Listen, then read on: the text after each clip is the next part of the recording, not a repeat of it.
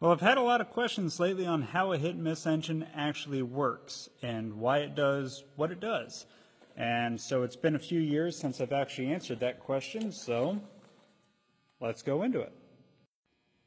Now this video is just going to be a generalization. This won't cover every hit and miss engine and its function, but just gives you a really good rough idea. So start out, we've got our intake, got our fuel adjustment. This here is our vacuum operated intake valve. Here's our exhaust valve, the head, exhaust, what is referred to a lot of times as the hopper. And if you look, down in there is the actual cylinder. So you fill this up with water to keep it cool. Next, as we roll the flywheels back, you can see the skirt of the piston there. Here's our connecting rod, piston, crankshaft, and of course our flywheels. Now right here, we have our governor. You see that does things when I pull on it. Got our magneto and our oiler. Now this here is what is known as a centrifugal governor. And it governs the speed of the engine, and it takes centrifugal force to do it. So for the sake of this video, we're going to pretend that this engine is running. As you can see, as this engine would run faster and faster, these weights are going to start throwing themselves out through centrifugal force. And if you notice, as it does that, try to get the camera in a good spot, those two arms push that rod.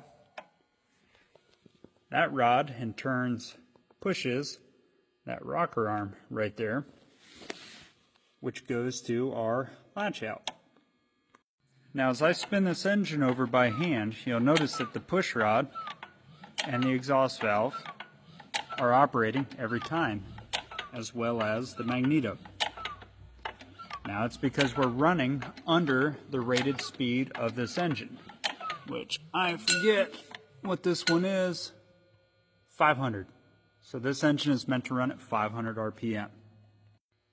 Now, people who are a lot smarter than me, a long time ago figured out the right spring tension in here, that at 500 RPM, it will throw these weights out. And when it does so, if we bring the engine forward,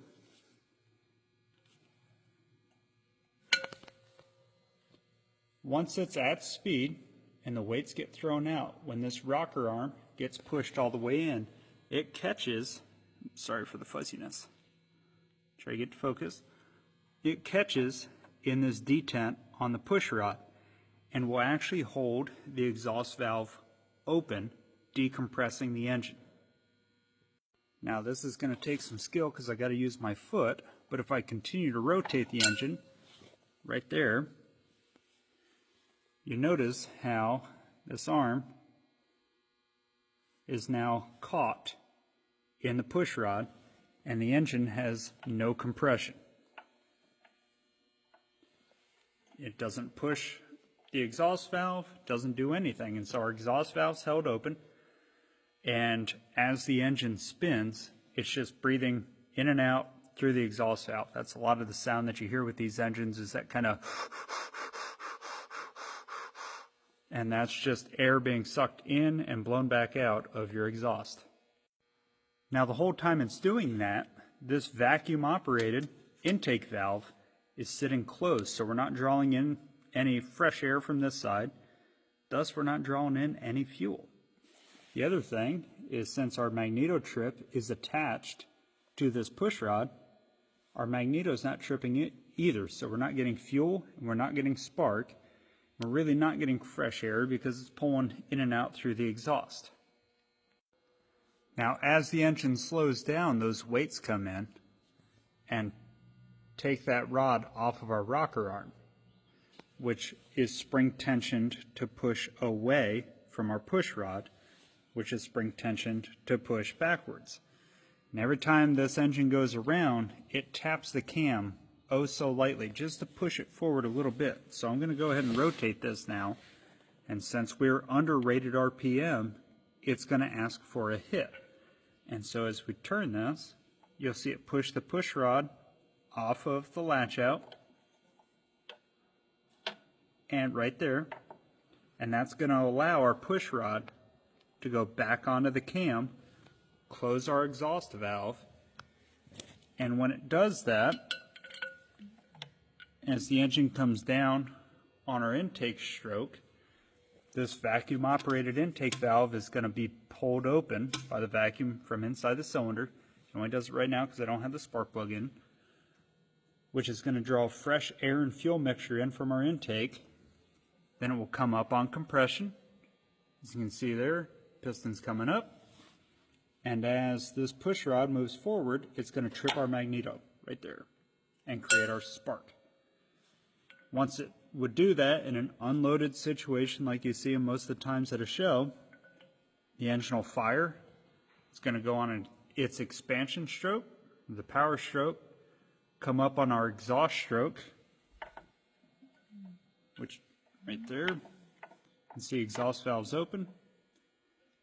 And then the engine, if it's not under load and the governor is satisfied, it will coast. There's our misses until it slows down enough. Now, if we were to put a pulley on this one and belt it up to something, these will hit every time like a normal 4-cycle. But it's just when they're unloaded, they go through their miss. And so it's kind of a fuel-saving tactic that, well, if I don't need it to fire every time, let's not have it fire every time. But like I said, running under its rated RPM, as I'm hand spinning it here, or spinning it by hand, every time you hear that magneto trip, it wants to fire. You see the exhaust valve closing. Now, like I said, if I had a spark plug in here, the compression on these little jumbos is insane. So if I had a spark plug in there, I would definitely need 2 hands to roll that all the way through. But that is essentially the basic function of a hit and miss engine. So this is an economy JK throttle governed engine. So inside of the crankcase of this, it has the same centrifugal weights by function, but instead of pushing the rocker arm to push the detent in to hold your exhaust valve open, this one simply pushes this rod here and either closes or opens the butterfly in our intake. And so once this engine's coming up to speed, those centrifugal weights will open, but the rod it pushes will close that butterfly. Once the engine starts slowing down, it'll start opening the butterfly, allowing more air and fuel to be pulled in. You can adjust your idle and your run speed right off of here. This just is a timing adjustment for your magneto, so up to start and then down to run. Allows your mag to trip a little earlier or later, depending on how hot or cold your engine, what you're doing with it. But it's all basically the same design. Now this is a throttle governed engine, but still has a vacuum operated intake valve, because why waste the extra parts as far as another cam, push rod, and everything else for your intake when you can still run vacuum operated.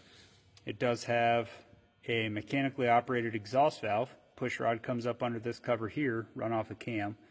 But since this is throttle governed, it should run off a normal 4-cycle system, just like any newer engine. But it's all just simplicity. And the magneto will hit every time on this, but these are nice little engines. So if anybody has any questions, please let me know. There's another throttle governed engine. There's another hit and miss engine. I'd be happy to get them answered. And I will see you guys in the next video. I'm sorry that was kind of a really rough overview of how a hit and miss works, but hopefully you learned something. Maybe you can teach me something. See you guys in the next one.